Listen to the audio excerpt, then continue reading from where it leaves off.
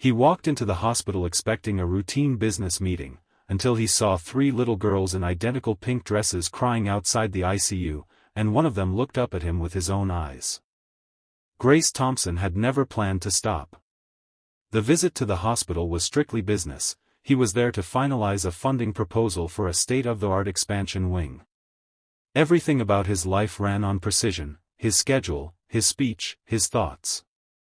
He moved with the efficiency of someone who had long ago traded emotion for execution.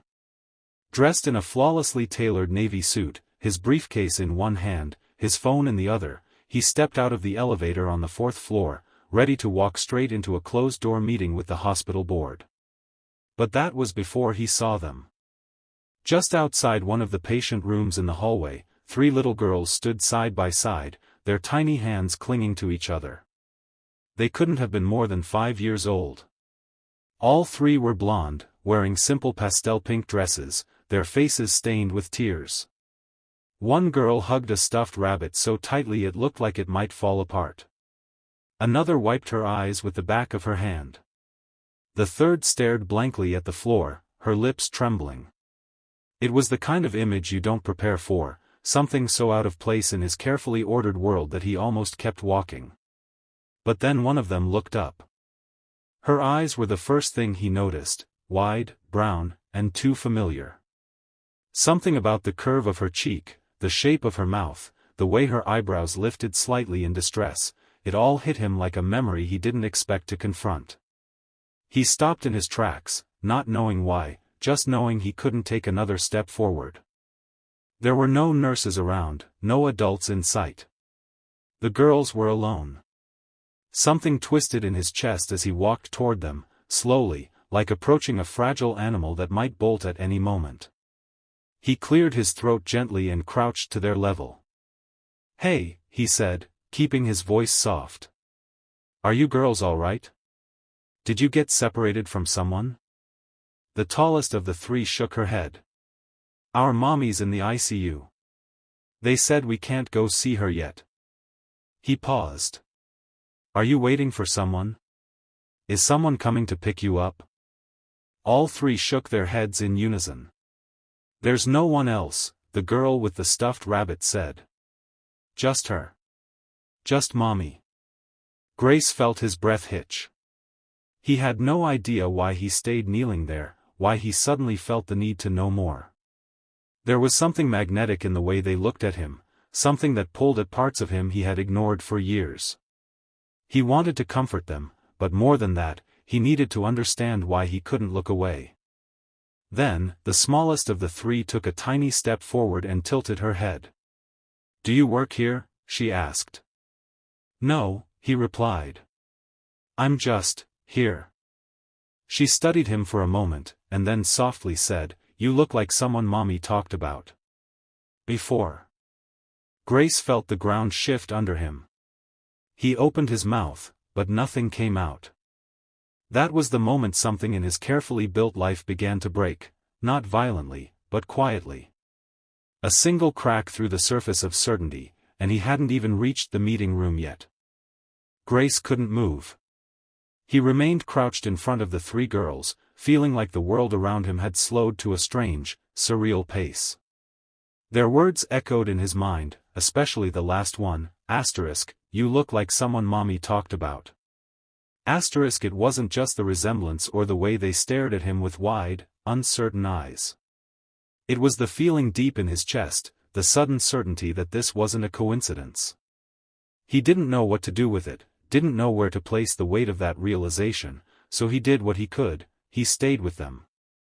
He gently asked their names, and they introduced themselves in soft, slightly trembling voices: Maddie, Chloe, and Jane.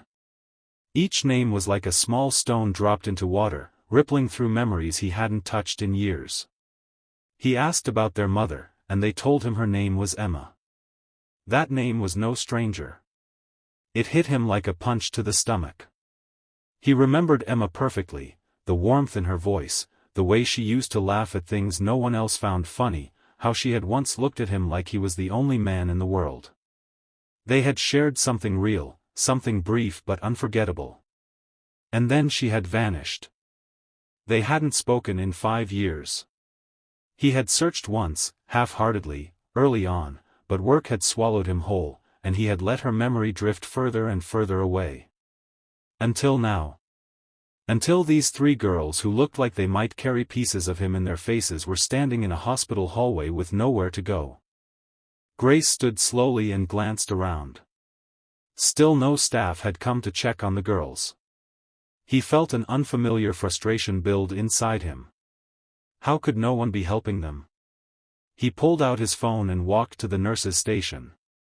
When he got the attention of the woman behind the counter, he kept his voice steady but firm. "There are 3 children alone in the hallway outside ICU room 402, he said. "They've been waiting there for who knows how long. Can someone check on them?" The nurse blinked, then looked toward the corridor. "Oh, yes. That's Emma Rivers' room. The girls have been waiting most of the day. We've been short-staffed, and since they weren't technically patients." He didn't let her finish. "They're 5. And they're terrified. Someone needs to be responsible for them." She gave him a slightly defensive nod. "I'll notify the social worker." But Grace had already turned back. He didn't need someone else to step in. He couldn't explain it, but he felt something shift inside him. A sense of urgency mixed with responsibility. It wasn't charity. It wasn't guilt. It was something far deeper. When he returned to the girls, they were sitting on the floor now, holding hands, huddled close. He crouched again, this time more slowly. "Your mom," he said gently. "She and we knew each other a while ago."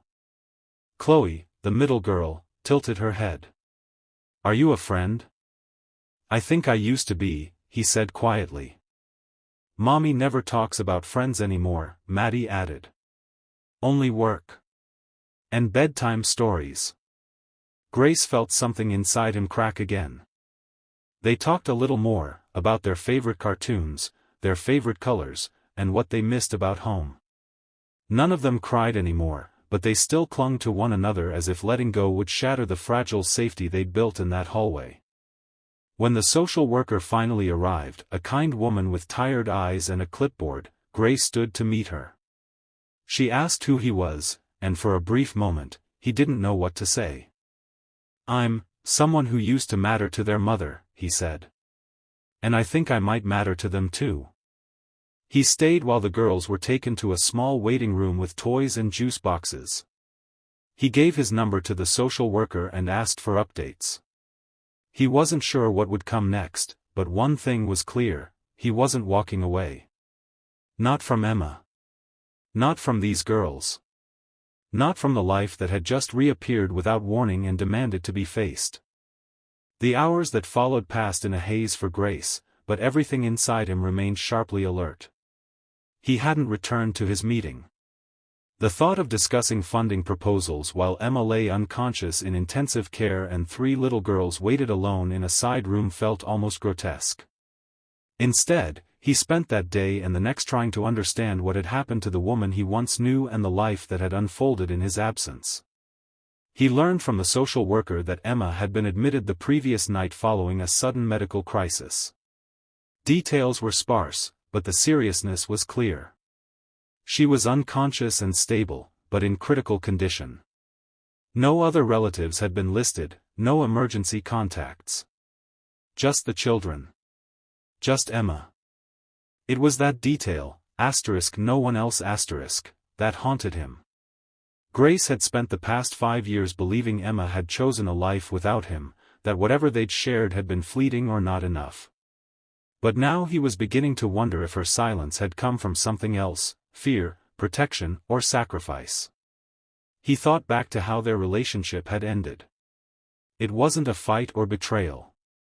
It was a slow drift, caused by the growing gap between her quiet world and his corporate climb. She had said goodbye in a note, one he barely had time to read at the time. He remembered her writing that she needed something real and steady, and that she hoped he would someday find it too. He hadn't. Not until now. That afternoon, he stood in the hallway again, this time outside Emma's room, with the steady beep of monitors faintly audible through the door. A nurse allowed him in for a few minutes. Emma looked so small in the hospital bed. Her blonde hair was damp around her temples, her skin pale, her breathing slow and mechanical. He walked in slowly, as though entering a church. He sat beside her, unsure if she could hear him. "I don't know what happened to you," he whispered. "But I think I finally understand what happened to us." He hesitated, then reached for her hand, gently wrapping his fingers around hers. "There are 3 little girls down the hall who look so much like you it hurts. But they look like me too. I don't know why you didn't tell me. I don't even know if you wanted to. But I met them. Maddie. Chloe. Jane. They're brave. Scared. Smart. They waited for you all day without complaining. I've never seen anything like it." His throat tightened. The words came slower. "Emma. I think they're mine too." He didn't expect a response, but he saw her fingers twitch slightly beneath his. Maybe it was a reflex. Maybe it wasn't. Either way, it was enough to make him stay another hour, just sitting there, telling her about everything she'd missed, how cold the hallway had been, how Chloe had tried to explain her dream to him in full detail, how Maddie had stood in front of her sisters like a little soldier, and how Jane had quietly clung to the bunny the entire time without saying a word.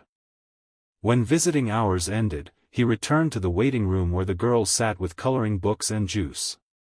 He brought them dinner, sat on the floor with them, and listened to their stories about their mom, how she always kissed them in the same order, how she sang made-up songs when the lights went out, how she whispered always, always, when they asked if she would ever leave.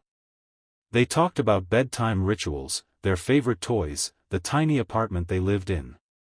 The more he listened, the more he saw the gaps his absence had left. The more he realized how much he had missed.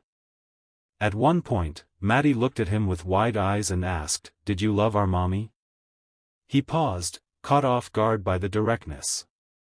Then he nodded slowly. "Yes. I did. Very much."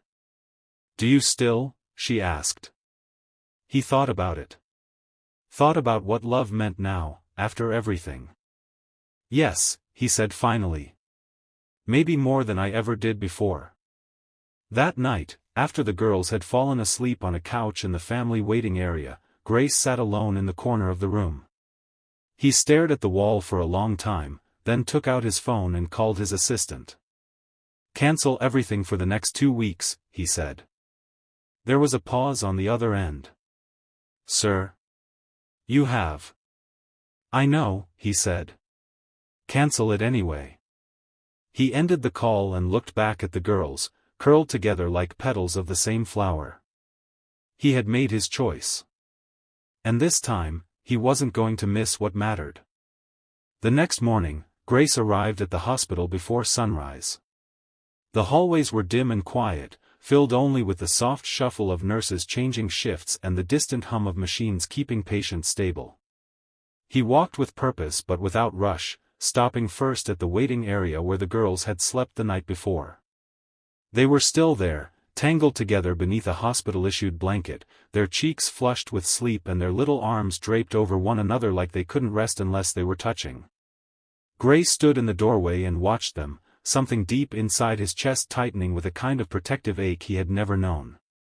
He had made decisions his entire life based on logic and returns. But this was different. This was something his heart understood before his mind could even form the words for it. He left a note with a nurse, letting them know he would be back soon, and then walked down to the ICU. Emma's condition hadn't changed overnight. She remained unconscious, her body still fragile but holding on. Grace sat beside her again, this time with more certainty in his movements. He didn't just talk about the girls. He told her about himself. About the life he had built, the emptiness that came with success, and how all of it had started to feel meaningless the moment he saw 3 pairs of eyes staring up at him in that hallway. "I used to think I had time," he said quietly, time to chase goals, time to come back to things I left behind. But the truth is, I let go of you too easily. And now I realize I might have let go of the only part of my life that had real meaning. He stayed until the nurses reminded him it was time for rounds, then returned to the girls. They had woken by then, brushing sleep from their eyes and accepting juice boxes from a tired but kind volunteer. When they saw Grace walk in, their faces lit up, not with surprise, but with the comfort of someone they now expected to see. It startled him how quickly he had become a constant in their eyes. He sat on the floor with them again, listening as they took turns explaining the names of their stuffed animals and which cartoons they hated. Jane, the quietest of the three, leaned into him without saying a word, simply resting her head against his arm while she colored. He didn't move. He didn't dare. That afternoon, he met with the hospital's social worker again, this time with questions, not about visitation or policy, but about guardianship. He didn't know the system, but he wanted to. He wanted to do this right. He wanted to make sure that no matter what happened to Emma, the girls wouldn't end up with strangers, wouldn't be lost in the shuffle of paperwork and state agencies. He gave his name, explained his connection, and then, because he didn't want to delay even a moment longer, requested a DNA test. The social worker, a sharp but compassionate woman named Marissa, listened closely. She didn't make promises, but she saw the look in his eyes and the way the girls clung to him. She agreed to move the process forward as fast as legally possible. That night, Grace took the girls back to his condo. It was sleek, modern, cold in its perfect lines and polished glass. It had never been a place meant for children. But the moment they walked through the door, holding his hands and carrying their little bags and favorite toys, the space felt different. Their giggles bounced off the walls, their tiny socks slipped across the smooth floors, and Grace found himself laughing more in that one evening than he had in months. He ordered pizza. He let them sit on the couch with greasy hands. He read bedtime stories in 3 different voices, because they insisted each character needed their own. When they finally fell asleep in the guest room, together in one bed, refusing to be separated, he stood in the doorway and watched them for a long time, overwhelmed by how natural it had all begun to feel. He thought of Emma again. Thought of her lying in that hospital bed with no idea that the man she once loved had returned and was trying to put the pieces back together. He didn't know if she would ever wake up. But he knew, without a shadow of doubt, that if she did, she wouldn't find them alone. He would be there. And he wasn't leaving. By the end of the week, Grace had begun to fall into a rhythm, one that was unfamiliar and often chaotic, but surprisingly grounding. Morning started with brushing tangles out of 3 very different heads of blonde hair, pouring uneven bowls of cereal, and learning the nuances of what kind of apple slices each girl preferred in her lunch. The structure of his old life, early calls, boardroom meetings, flights scheduled to the minute, had dissolved into crayons on the kitchen counter and a forgotten laptop gathering dust in the corner. He hadn't planned any of it, and yet he couldn't imagine walking away. He drove the girls to school in a car that once only carried briefcases and silence. Now it echoed with questions, arguments about cartoon characters, and one girl, usually Maddie, insisting on picking the music. After drop-off, Grace found himself circling back to the hospital each morning, visiting Emma's room before any other part of his day. Her condition remained unchanged, but the nurses had gotten used to his presence, even leaving a second chair by her bedside. He spoke to her every day, about the girls, about what they were doing, what they said, how Jane had started whispering a little more, how Chloe had told him he didn't know how to fold clothes the right way but that it was okay because you're trying. He told Emma that he missed her in a way that had nothing to do with romance and everything to do with the emptiness that had grown inside him over the past 5 years. He admitted how scared he was to be raising children he hadn't known existed and how, despite that, he had never felt more certain about anything in his life. Her hand never moved, her eyes never opened, but he stayed anyway. One afternoon, after picking the girls up from school and helping them with their crafts at the dining table, he sat with Marissa, the social worker, to review the results of the DNA test. The proof was printed on a thin white page, stark and undeniable. He was their biological father. She handed it to him with a look that said she expected more of a reaction, but Grace only nodded. The test hadn't told him anything his heart hadn't already accepted. He had known it in the way Chloe rolled her eyes, in how Maddie crossed her arms when she was frustrated, in how Jane stared without blinking when she didn't understand something. They were pieces of him, wild, gentle, stubborn, and brave. Marissa then began walking him through the process of becoming their legal guardian, at least temporarily. There would be evaluations, court dates, paperwork. It would take time, and until Emma recovered, no decision could be final. But Grace didn't flinch at the steps ahead.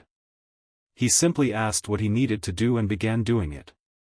He even started researching preschools closer to his apartment, places that had music programs and outdoor space, and that didn't feel like holding cells. He asked the girls about what they liked and disliked about their current school, trying to make them feel included in decisions about their new lives. That weekend, he took them shopping for new clothes, not because they didn't have enough, but because he wanted them to have something that wasn't secondhand or worn at the knees. They picked dresses with sparkles and light-up shoes and insisted he get a bright red tie, so he could match. He wore it without argument. Later that evening, they all cooked dinner together, which mostly meant he cleaned up flour explosions and tried not to burn the pasta. When the girls finally went to bed, full of stories and sugar, Grace sat down on the edge of his couch, looking at the empty space around him and realizing it no longer felt empty. It was filled now, with tiny drawings taped to the fridge, mismatched socks under the table, and laughter still echoing down the hallway. His phone buzzed with a message from his assistant, asking if he would be available for a rescheduled board call in the morning. He stared at the screen for a long time before typing back a simple answer, "Not yet." He placed the phone down and walked to the guest room, peeking in to find all three girls curled up in the same bed, tangled in each other's limbs, deeply asleep. He watched them for a moment, overwhelmed by a feeling that had no name, only weight. He didn't know what the future would look like, didn't know how long Emma would remain in that hospital bed or what challenges lay ahead. But he knew, with complete clarity, that his life had been rewritten. And he had no desire to go back to the one he had before. On the 12th day of Emma's hospitalization, something changed. It was subtle at first, her fingers moved, then her eyelids fluttered, and the monitors picked up a slight shift in her vitals. Grace had just arrived, as he did every morning now, bringing coffee to the nurses and sitting by her bedside with quiet patience. He had grown used to the rhythm of the room, the sterile smell, the quiet hum of machines. But today, when her hand twitched beneath his, he nearly dropped the cup he was holding. The nurse rushed in, checked the machines, whispered that it could be a sign of awakening. Grace barely breathed for the next 10 minutes. He leaned forward, spoke her name, watched her eyelids twitch again, and this time, slowly, open. Her gaze was unfocused, dazed, her lips dry and slightly parted. She blinked at the harsh light overhead and then slowly shifted her eyes toward him. At first, there was no recognition. Then, as if memory caught up to consciousness, her brow furrowed. Her voice came out cracked and barely audible, but it was enough. "Grace?" He nodded, overwhelmed. "I'm here. I've been here." Her eyes welled up immediately, confusion swimming behind the tears. "The girls, are they?" "They're safe. They're with me," he said gently. "They've been brave, Emma. They waited for you. Every single day." She cried then. Weakly, silently, but completely. Grace held her hand, letting her process the reality she had woken into. The nurse gave them a few minutes before quietly stepping out, closing the door behind her. He stayed with Emma as she calmed, as the fog of sedation and fear slowly lifted from her face. "I didn't know how to tell you," she said, voice still rough and barely above a whisper. "I wanted to, so many times. But you were so far away. You were already living a different life. You should have told me, Grace said, but not accusingly. It was filled with regret, not blame. I would have come. I would have been there. I was afraid, she admitted. Afraid you'd feel trapped. Or worse, that you'd feel nothing. Grace sat back, breathing in deeply, letting the weight of everything settle between them. I didn't know. But the moment I saw them, I did. Emma closed her eyes for a moment, as if exhausted by the conversation. When she opened them again, she looked straight at him, vulnerable and honest. Are you really here? He didn't hesitate. Yes. And I'm not leaving. He told her about the days she had missed, about the hallway, about how Maddie had stood tall like a little soldier, how Jane barely spoke but clung to her stuffed rabbit, how Chloe had asked hard questions and demanded answers. He told her about the pancakes he'd burned, the songs they sang in the car, the messy bedtime routines that somehow ended with all three of them in one bed. He saw her smile, tired but real, and for a moment he felt the world tilt back into place. When the doctor came in, they spoke in low tones. Emma's recovery would be slow. Her body was weak, and she would need rehabilitation. But the prognosis was good. She would recover. That night, Grace brought the girls to the hospital, not into the room, but just close enough. They stood outside the glass, and when Emma saw them, her hands trembled with emotion. The girls waved furiously, pressed their hands to the glass, and Emma pressed hers from the other side. She mouthed the words, "I love you," and all three girls did the same back. Maddie held up a drawing they had made that morning, for stick figures holding hands beneath a house with a sun in the corner. It said, "Home," in big, shaky letters. Emma cried again, and so did Grace. When they left the hospital that night, the girls were quiet in the car, holding his hands from the back seat. He looked at them in the mirror and said, "Your mommy's going to be okay?" Chloe asked, "And us?" He smiled softly. "You're going to be better than okay." Because now, they weren't waiting anymore. They were beginning. And for the first time, it felt like they were all part of the same story.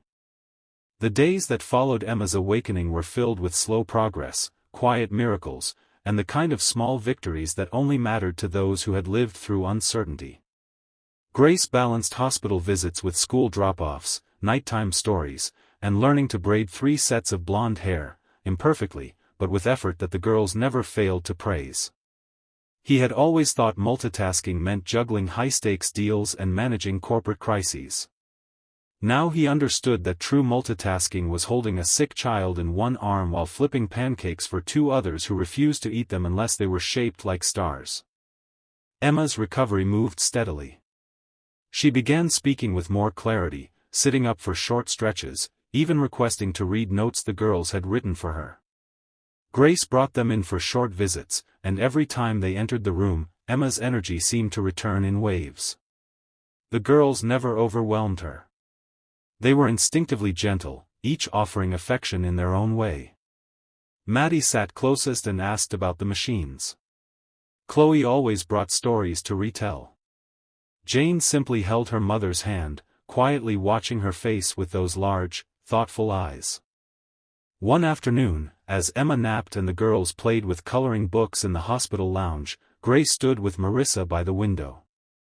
The sun poured through the glass in golden beams, and the world outside moved like it had before, unaware of the tiny shifts that had turned his life inside out. Marissa had paperwork in her hands, documents that would allow Grace to take the next step toward permanent custody, should Emma agree. The forms felt heavy in his hands, not with burden but with the realization that he was choosing this. Not because he had to, not because of obligation, but because somewhere in the chaos of the past few weeks, he had become a father. Later that evening, Grace sat beside Emma in her hospital room. The lights were low, and the girls had gone home with a trusted sitter. Emma's hair was pulled back now, and though her face still held traces of exhaustion, there was more color in her cheeks, more awareness in her gaze. She looked at him like someone seeing a familiar place through new eyes. They love you, she said softly. I love them, he replied, just as quietly. And you? Emma didn't look away. You've changed. You're softer, but stronger somehow. I didn't know what I was missing, he said. Until I found it all standing outside a hospital room in pink dresses, crying. I wanted to protect them, she admitted. From everything, including you. I understand why, Grace said. But I'm here now. And I want to do this with you, not around you. They talked for a long time, not about the past or blame, but about logistics, hope, and the uncertain path ahead. Grace told her about the girl's new favorite bedtime song, about how Jane had finally started talking more when she was coloring, about Chloe insisting they all eat the same cereal because that's what families do. He watched Emma take it all in, and he saw something soften further in her. When she asked about the custody papers, he didn't push. He said he would wait. That her healing mattered more. That whatever decision they made, it would be together. She reached out and took his hand. I think we're already a family, she whispered. We just have to learn how to be one. That night, as Grace tucked the girls into bed, he realized how right she was. It wasn't about claiming a title or defining roles. It was about presence, about consistency, about the 1,000 small choices made each day to love, to show up, and to try. The girls were asleep quickly, their bodies curled in familiar patterns, their trust in him no longer tentative but full. Grace stood at the doorway and looked at them, 3 lives that had once been hidden from him, now the very center of everything. And in that stillness, he knew the hardest part was no longer the unknown. It was holding on to everything he'd found, and never letting go. A month later, the hospital room where Emma had once lain pale and unresponsive stood empty. She had been discharged just 3 days earlier, walking out with slow but steady steps, her daughters clinging to each of her arms like the strongest supports she could ever need. Grace had driven them home in his car, which had somehow become a second living room, filled with crayons in the glove box and cereal bar wrappers under the seats. They returned not to her old apartment, which had been vacated while she was hospitalized, but to Grace's home, now transformed. What was once sterile and minimalist had evolved into a space filled with warmth. There were toy baskets in the hallway, tiny socks stuck in the couch cushions, drawings taped to kitchen cabinets, and a table set for 5 every night, whether or not everyone was hungry. Emma's first night home, they all sat around the dinner table eating spaghetti that Chloe had insisted be dyed pink. The girls talked over one another, giggling and giving chaotic updates on school. Emma listened, teary-eyed at first, until she too began to laugh. Her laughter was quieter than before, tinged with fatigue, but it was real. Grace watched her from across the table, not with pity or apology, but with admiration. She had survived something that would have broken many people, and yet here she was, passing the salt, making sure Maddie wiped sauce off her cheek, and reminding Jane not to eat with her fingers. It was a kind of strength that inspired a new kind of reverence in him. As the days passed, their routine deepened. Grace adjusted his work schedule permanently, transferring leadership of several projects and even stepping down from his role as CEO, keeping only the chairman's position so he could be home for bedtime stories and school pickups. The business world saw it as a shocking pivot. Headlines described him as walking away at the top, but Grace didn't care. He hadn't walked away. He had finally walked toward something. Every morning started with breakfast made together, often a chaotic parade of spilled milk and mismatched shoes. Every evening ended with the girls curled up in pajamas, listening to one of Emma's stories or Grace's made-up space adventures featuring characters named after their favorite toys. On a Saturday in early spring, they threw a small party in the backyard to celebrate the girl's 6th birthday. Friends from school came, neighbors brought cupcakes, and someone had even arranged for a magician. But what stole the day wasn't the magic tricks or balloons, it was the moment Emma stood, microphone in hand, voice trembling, and thanked everyone for being part of what she called the most unexpected, most beautiful second chance life could offer. Then she looked directly at Grace, her eyes soft and steady, and said, "And thank you, for finding us when we didn't even know we were looking to be found." Later that evening, after the guests had gone and the girls were asleep surrounded by wrapping paper and glittery crowns, Emma and Grace sat outside on the porch beneath a string of lights. The night air was warm, the kind that settles in your skin like memory. They didn't speak for a while, just listened to the crickets and the faint sound of wind moving through trees. Finally, Emma turned to him. "Do you ever wonder what would have happened if we'd stayed in touch? If I had told you back then?" He shook his head, not with regret, but with clarity. "We might have had a version of this sooner. But maybe it wouldn't have been this version. And I like this one. It's messy and hard and completely out of my control, but it's ours." She nodded, leaning her head on his shoulder. "You're not the man I left." He smiled and took her hand. "And you're not the woman who walked away." They stayed that way in silence for a long time, watching the house that now held the four people who had become his entire world. The laughter, the challenges, the noise, the quiet, it was all real. And it was theirs.